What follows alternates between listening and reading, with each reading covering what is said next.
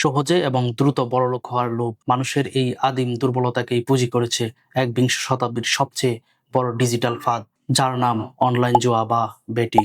একসময় জুয়া খেলার জন্য ক্যাসিনো বা নির্দিষ্ট কোনো কুপন আস্তানায় যেতে হতো, কিন্তু আজ জুয়ার ক্যাসিনো চলে এসেছে আমাদের ঘরের ভেতর, আমাদের পকেটে থাকা স্মার্টফোনটিতে। এক্সবেট, মেলবেট বা বাবুইটি এর মতো শত শত অ্যাপস আজ বাংলাদেশের লাখ লাখ তরুণের জীবনকে এক অন্ধকার নরকে পরিণত করছে। কিভাবে এই নীরব মহামারী আমাদের তরুণ প্রজন্মকে গিলে খাচ্ছে, আর এই মরণ নেশা থেকে ফেরার উপায়টাই বা কি? আজকাল ফেসবুক, ইউটিউব স্ক্রল করলেই বিভিন্ন লোভনীয় বিজ্ঞাপন চোখে পড়ে, যেখানে দেখানো হয় সামান্য কিছু টাকা বাজি ধরে মুহূর্তেই হাজার হাজার টাকা আয় করা সম্ভব। এমনকি আমাদের চেনা পরিচিত অনেক ইনফ্লুয়েন্সার বা সেলিব্রিটিও টাকার বিনিময়ে এসব সাইটের প্রক্সি প্রচার করছেন। শুরুটা হয় খুব ছোটভাবে, হয়তো 500 বা 1000 টাকা দিয়ে। প্রথম অ্যালগোরিদমের মার পেছে কিছু টাকা জেতাও যায়, আর এই জেতার আনন্দই আমাদেরকে ডোপামিন রিলিজ করে আসক্তি তৈরি করে দেয়। এরপর যখনই একজন তরুণ বড় অঙ্কের টাকা ইনভেস্ট করে, তখনই সে হারতে শুরু করে। সেই হারানো টাকা উদ্ধার করতে গিয়ে সে আরো বাজি ধরে, আরো হারে। এভাবে একসময় সে জড়িয়ে পড়ে লাখ লাখ টাকার ঋণে। ধার দেনা, মা বাবার জমানো টাকা চুরি, জমি বা স্বর্ণালংকার বন্ধক রাখা, এবং সবশেষে যখন আর কোনো উপায় থাকে না, তখন ডিপ্রেশন থেকে আত্মহত্যার পথ বেছে নিচ্ছে আমাদের অনেক সম্ভাবনাময় তরুণ তরুণী। এটা শুধু একজন ব্যক্তির ধ্বংস নয়, এটা পুরো পরিবারের জীবন লাশে পরিণত করছে। এর চেয়ে বড় ভয়ঙ্কর চিত্র হলো এই জুয়ার মাধ্যমে দেশ থেকে প্রতিদিন কোটি কোটি টাকা পাচার হয়ে যাচ্ছে। দেশের ভিতরে থাকা কিছু এজেন্ট মোবাইল ব্যাংকিং এর মাধ্যমে এই টাকাগুলো সংগ্রহ করে ক্রিপ্টোকারেন্সি বা হুন্ডির মাধ্যমে রাশিয়া, মালয়েশিয়া এবং সাইপ্রাসের মতো দেশগুলোতে পাচার করে দিচ্ছে। অর্থাৎ আপনার আমার দেশের রক্ত ঘাম করা টাকা চলে যাচ্ছে আন্তর্জাতিক অপরাধ চক্রের হাতে, আর আমাদের তরুণরা শিকার হচ্ছে সাইবার ক্রাইমের। কিন্তু প্রশ্ন হলো, এই অন্ধকার সুড়ঙ্গ থেকে বের হওয়ার কি কোনো রাস্তা নেই? অবশ্যই আছে।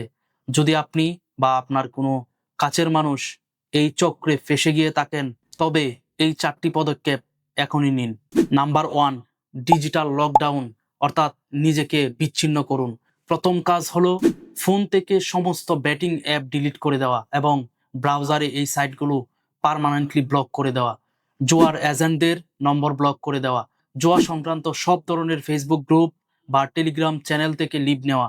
চোখ থেকে দূরে থাকলে মন থেকেও ধীরে ধীরে একসময় এই জুয়া দূরে সরে যাবে। নাম্বার 2, আর্থিক নিয়ন্ত্রণ অন্যের হাতে দিন।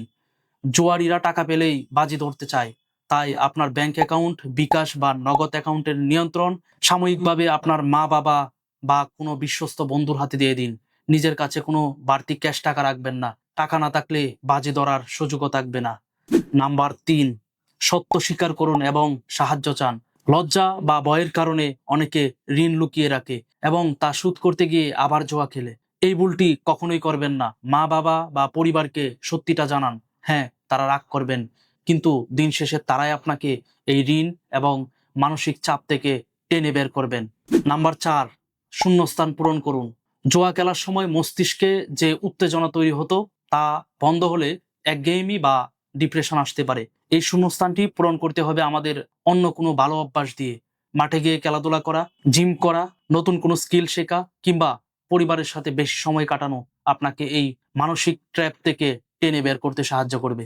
মনে রাখবেন, জুয়ার দুনিয়ায় একটা প্রবাদ আছে, দ্য হাউস অলওয়েজ উইন্স, অর্থাৎ জুয়ার বোর্ডে লাভ শুধু ক্যাসিনো মালিকেরই হয়, জুয়ারের নয়।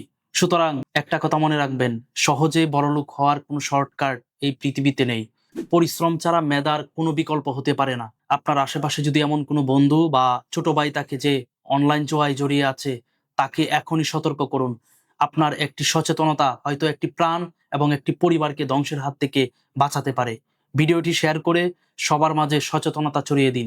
এই অনলাইন জুয়া বন্ধে সরকারের আর কি কি পদক্ষেপ নেওয়া উচিত বলে আপনি মনে করেন, কমেন্ট বক্সে জানাতে ভুলবেন না। ধন্যবাদ।